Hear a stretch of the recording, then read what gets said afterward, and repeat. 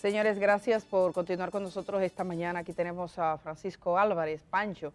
Muy buenos días, Pancho, ¿cómo está usted? Buenos días, Edith, Germán, a los Buen amigos día. y amigas televidentes. Un placer estar aquí con ustedes. Ayer le compartí a Pancho dos dictámenes que recibí. Y lo recibí por parte de una persona que me dice, esto casi como, esto no merece la pena, la situación está muy mal, un poco así como con ese sentimiento. Le dije a Pancho, hágame el favor para mirar estos temas, que son temas que fueron controversiales. El de la ex jueza Margarita Cristo, que fue favorecida en las instancias judiciales, y también de la ex jueza Evelyn Torres Nova. Estos fallos tienen que ver con el proceso que luego hubo como una pregunta sobre el accionar de los jueces que les tocó. ¿Qué usted vio en ambas decisiones? ¿Y de qué se trata? En primer lugar, se trata de dos decisiones que se refieren a casos disciplinarios en el Poder Judicial. Tanto la ex magistrada Cristo como la magistrada Evelyn Torres fueron favorecidas con sentencias de la Suprema Corte de Justicia luego de haber pasado por procesos disciplinarios ante el Consejo del Poder Judicial. Primer aspecto importante, bueno, fueron favorecidas ambas magistradas. Uno de esos casos, la de Cristo, vuelve a segundo grado para ser juzgado nuevamente. O sea que el caso no termina. En el caso de la magistrada Evelyn Torres, sí, pues el caso concluye ya porque se anuló, se rechazó el recurso que había interpuesto el Consejo del Poder Judicial. El caso concluye ahí. ¿Qué podemos extraer de ahí? Bueno, es un proceso jurisdiccional. Los jueces examinan lo que tienen delante y toman su decisión.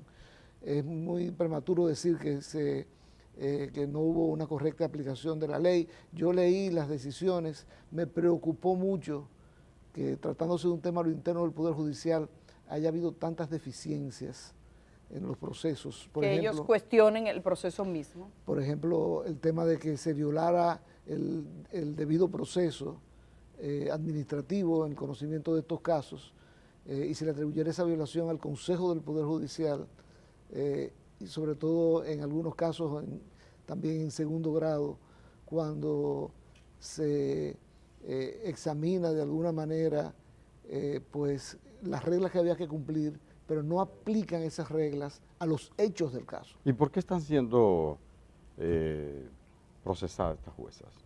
Bueno, en el caso de la magistrada Evelyn Torres, se le atribuyó haber favorecido a un abogado que la había visitado previamente antes de la sentencia. Ahí es importante señalar que se hizo una investigación sobre el manejo de sus cuentas bancarias y del dinero que pudo haber pasado en esos tiempos por sus manos, y se dijo que no concordaba, como tratando de decir que esos fondos no eran legítimos.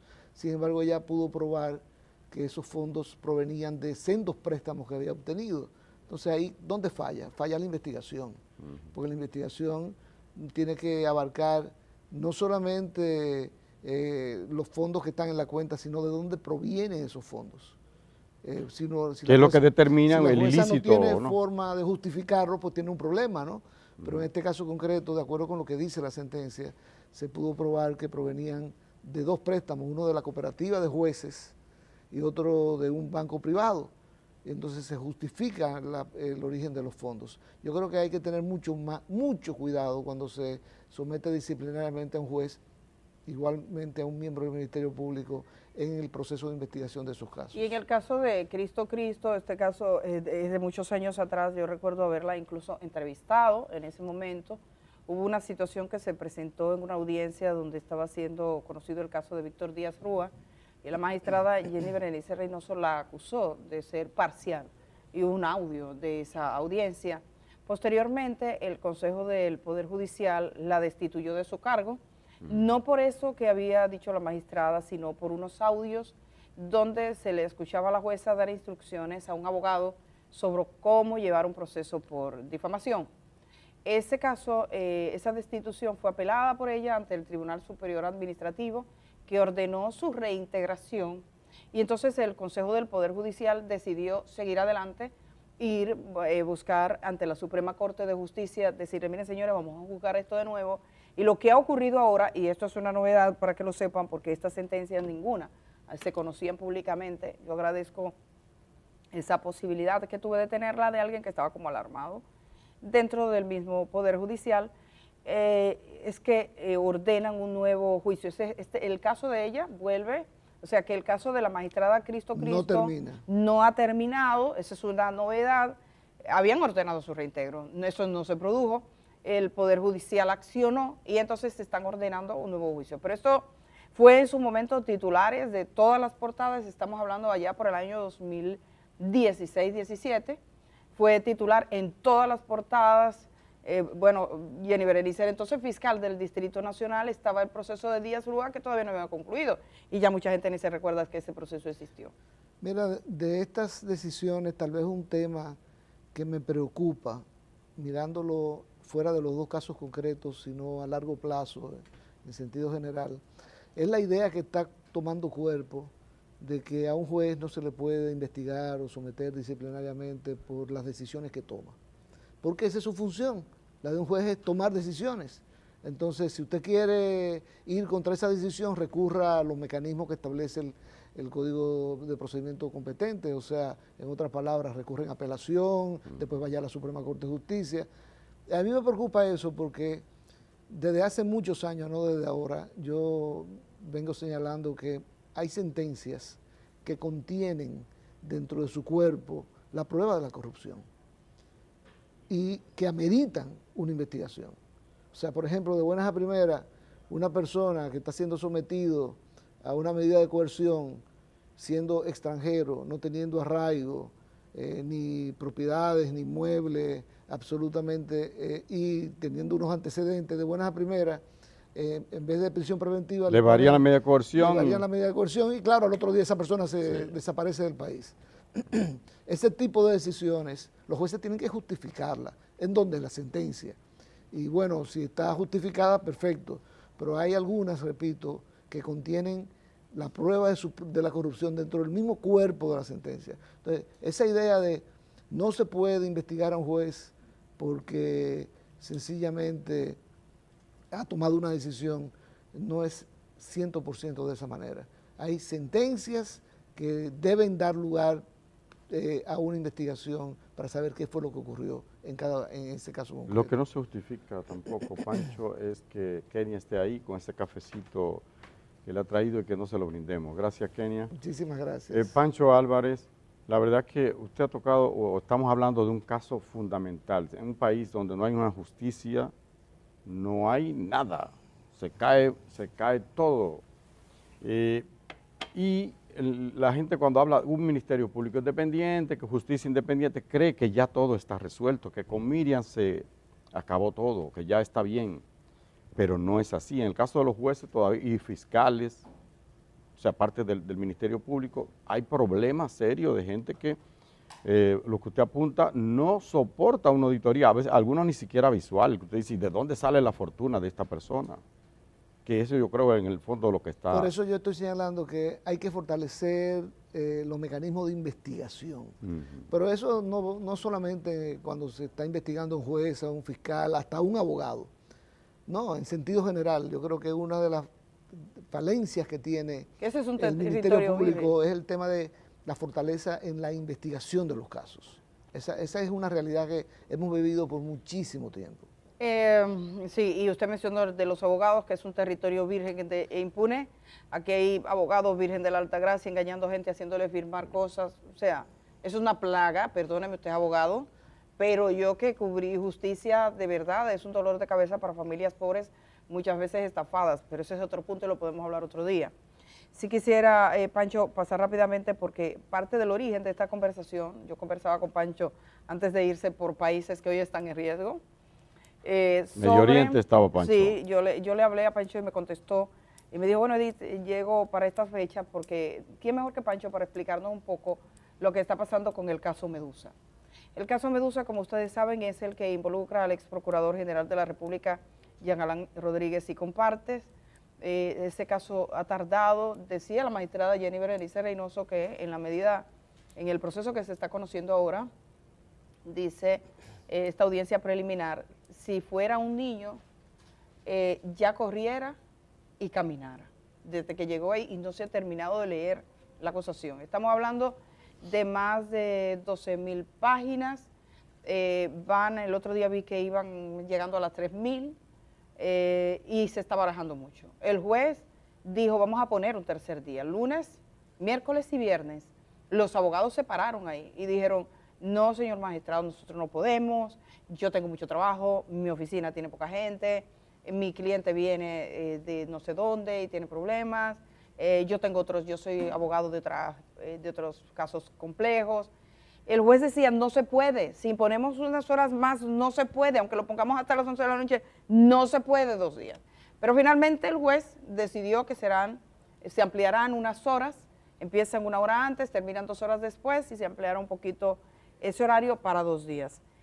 El Ministerio Público había mostrado su inconformidad. Entonces, ¿qué va a pasar con ese caso? ¿Hacia dónde usted ve que va? Porque usted aquí mismo había dado una alerta sobre ¿Lo advirtió? Bueno, yo quiero recordar esa comparecencia mía aquí en El Día, hace 4 o 5 meses, cuando comenzaba la lectura, y yo hice unos cálculos aquí de qué tiempo se iba a tomar si se lee la lectura completa de la acusación, y dije que iba a tomar alrededor de 10 meses. Ya van 4 meses y pico, casi 5 meses de lectura, y no terminamos. Por eso Participación Ciudadana se preocupó, sobre todo a raíz del caso Tucano, donde se declaró la extinción de la acción pública por la llegada del plazo que establece la ley para poder tomar una decisión sobre el fondo. Impunidad. Que es 4 años y si hay una sentencia al fondo se extiende por 12 meses más. Participación Ciudadana dirigió una comunicación al presidente del Consejo del Poder Judicial, que es el mismo presidente de la Suprema Corte de Justicia, el magistrado Henry Molina, expresándole su preocupación por la lentitud en el conocimiento de estos casos de corrupción. Recuérdense que Participación Ciudadana es el capítulo nacional de Transparencia Internacional. Este es un tema que se trabaja día a día en la organización. Y pidiéndole al Consejo del Poder Judicial que tome las medidas administrativas necesarias para que los jueces a cargo de estos casos de corrupción puedan tener el tiempo necesario para conocer el caso. Que si se necesita en vez de 2 días, 3 días, 4 días, 5 días, todos los días de la semana. Quitarle los otros casos como y que se hizo el concentren en Tribunal uno. Superior Electoral recientemente. Venían las primarias del PRM, ¿qué hizo el Tribunal Superior Electoral? Vamos a trabajar hasta sábado y domingo para conocer de las impugnaciones que se presentan. Eso lo hizo el Tribunal Superior. Eso lo hizo el Tribunal Superior Electoral. ¿Y en la Electoral. justicia por qué no se puede hacer? Entonces, lo que estaba pidiendo Participación Ciudadana eran medidas administrativas. Se levantaron las voces de protestas, sobre todo de los abogados, lo entiendo. Yo soy clientes. abogado, son sus papel. clientes. Pero ¿cuál fue la respuesta de Henry Molina y del No ha Consejo? habido una respuesta todavía. Silencio. Y no se le estaba pidiendo al Consejo que tomara las decisiones que deben tomar los jueces que conocen el caso. Sino que genere las condiciones administrativas. Bueno, Edith cubrió el caso Van Inter. Sí. Y ahí se tomaron una serie de medidas administrativas. Sí, desde el principio. Administrativas. El presidente era Jorge Suberoiza. Jorge Suberoiza. ¿Para qué? Para que el caso pudiera conocerse adecuadamente. Y yo medidas recuerdo administrativas. Medidas que tenían que ver incluso con la disposición del tribunal, con habilitar una sala especial que desde el principio la Suprema Corte de Justicia dijo, esta sala es para el caso Van Inter.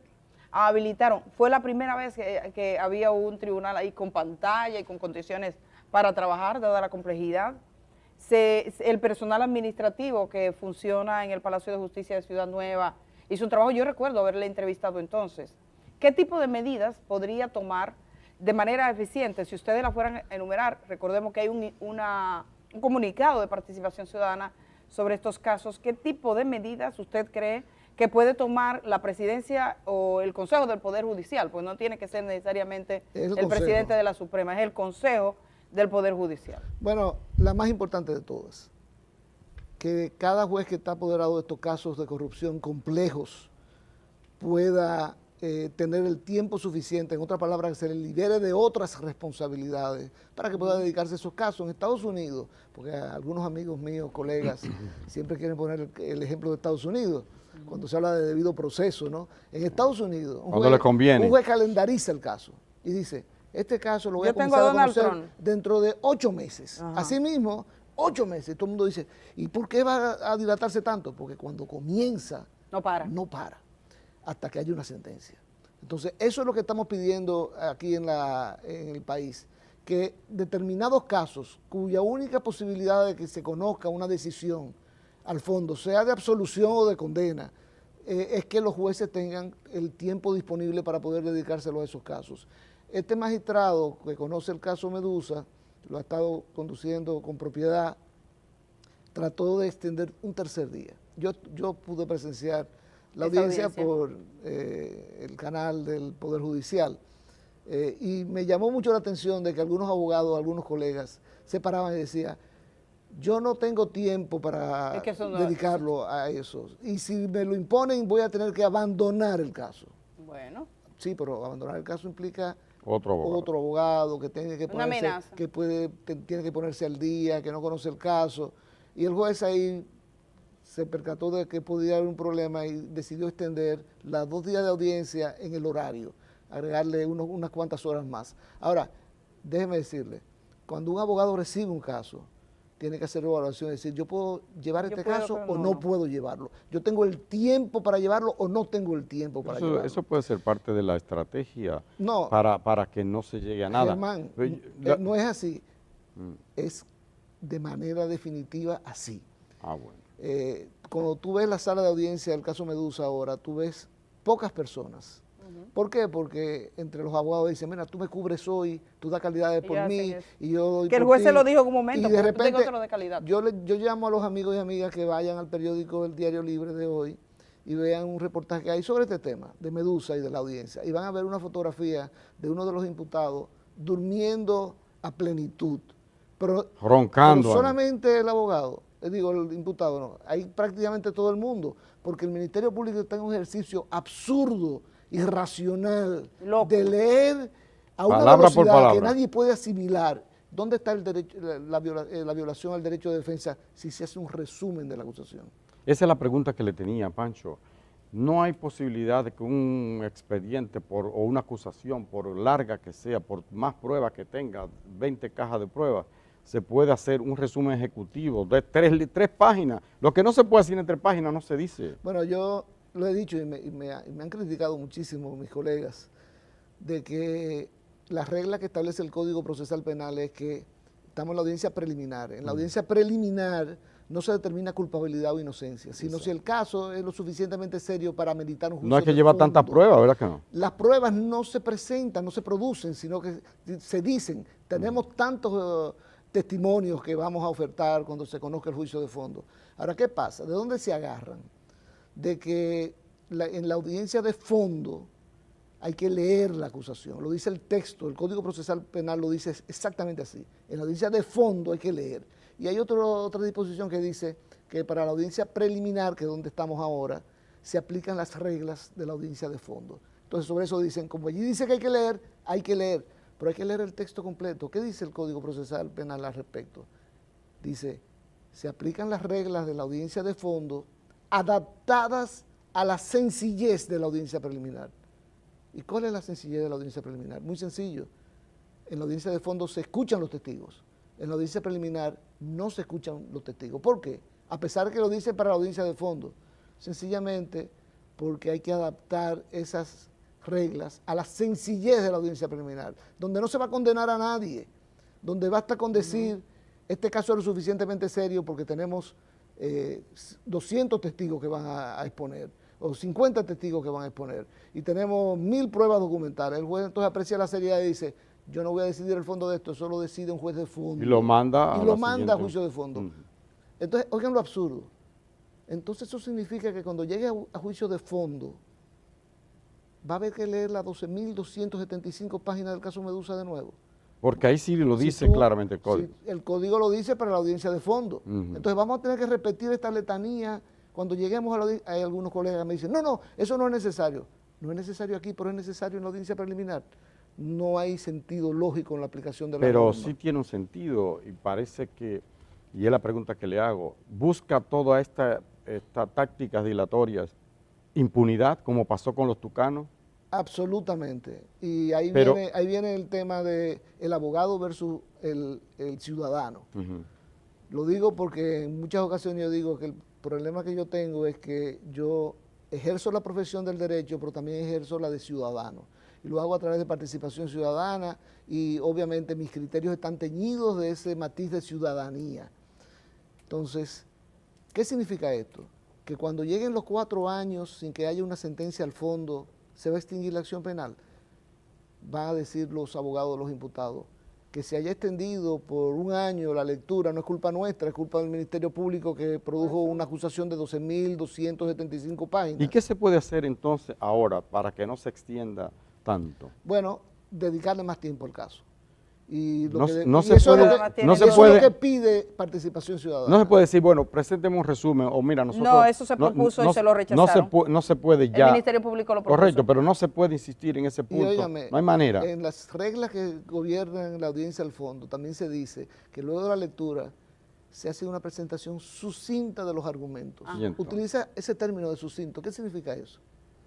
Cuando usted habla de sucinto, significa de resumen. Sí. O sea, no que se explaye, sino que volviendo al ejemplo norteamericano, en Estados Unidos, un juez, y yo he participado en varias audiencias en Estados Unidos, un juez le dice a las partes, usted tiene 1 hora para presentar su caso, y gobierna el tiempo, y usted hace el resumen que usted puede hacer, o sea... Le dice así, pero esto que estamos viendo de la sin razón, hay una fotografía que usted hacía referencia, vamos a verla, del imputado Burgos que duerme, mírenlo ahí, está durmiendo. Roncando ahí. El sueño de los... Sí, el sueño está...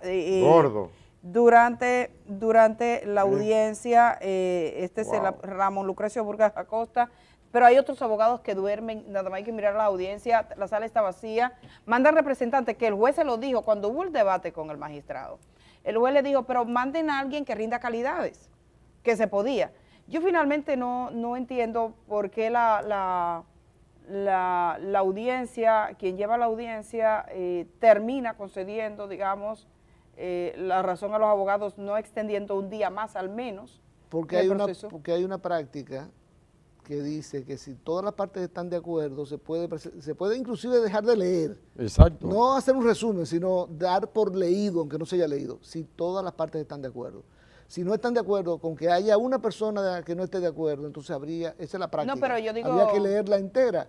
Ahora, yo creo que y la Suprema Corte ha validado de alguna manera esa práctica. Pero yo digo lo de extender un día más, porque al final el mismo juez se reconocía que con unas horas más no iba a ser, e incluso él dijo más, él dijo, lo podemos poner hasta las 11 y no nos da, hasta las 11 de la noche y terminó siendo a las 9.